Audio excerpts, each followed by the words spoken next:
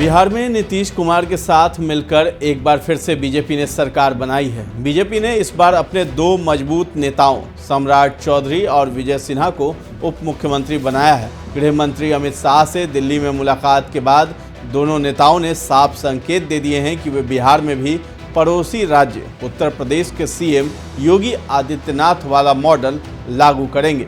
नमस्कार, आप देख रहे हैं दर्श न्यूज़। मैं हूं आपके साथ रितेश शर्मा।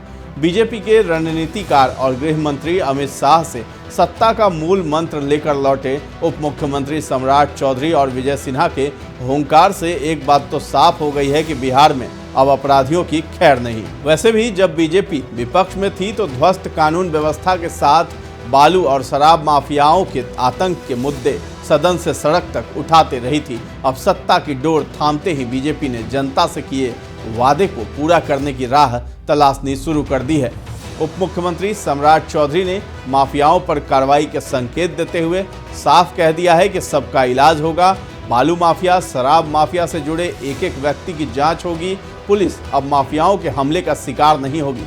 इतनी सख्त व्यवस्था की जाएगी कि या तो माफिया पलायन करेंगे या फिर सरेंडर करना होगा। ये सरकार बिहार की जनता को लूट रहे ठेकेदारों और माफियाओं से मुक्ति दिलाएगी। दरअसल बीजेपी 2020 के चुनाव के दौरान राज्य की जनता से जो कमिटमेंट किया था उसे ये सरकार पूरा करेगी। रोजगार के साथ साथ बिहार में कानून का राज स्थापित होगा।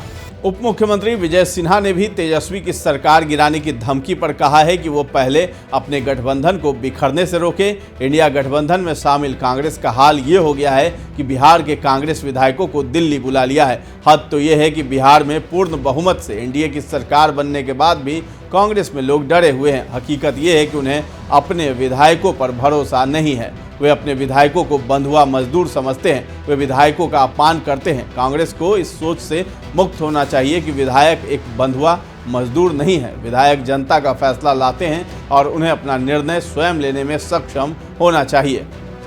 अब आइए जानते हैं बिहार में क्यों योगी मॉडल लागू किया जाएगा। उत्तर प्रदेश और बिहार का राजनीतिक, सांस्कृतिक और सामाजिक चेहरा काफ़ी सामान्य है। योगी आदित्यनाथ ने जिस तरह से संपूर्ण विपक्ष के विरुद्ध बीजेपी को लगभग शीर्ष पर पहुंचाया, उसका असर बिहार में भी पड़ा। और सबसे ज़्यादा अगर योगी आदित्यनाथ की चर्चा हुई तो वो था अपराधियों पर नकेल कसा जाना और सनातन धर्म के साथ खुलकर खड़ा रहना। राजनीति की इस स्पष्ट धारणा ने बिहार बीजेपी को भी प्रभावित किया है। बीजेपी की ओर से कराए गए अंदरूनी सर्वे में भी ये बात सामने आई कि बिहार की जनता अपराध और भ्रष्टाचार से त्रस्त है। बिहार की जनता पार्टियों में ये तस्वीर देखना चाहती है कि वो तमाम माफियाओं के विरुद्ध कैसे खड़ी होती है। इसके साथ ही राम मंदिर का निर्माण की जरूरत पर भी बहुसंख्यक जनता की हाँ मिली है। इसलिए बीजेपी अपना चेहरा लोकसभा चुनाव के समय इस फलक पर परोसना भी चाहती है। इसलिए बीजेपी पहले अपनी वाणी से कानून व्यवस्था के सुधरे हालात को लेकर जनता को संतुष्ट करना चाहती है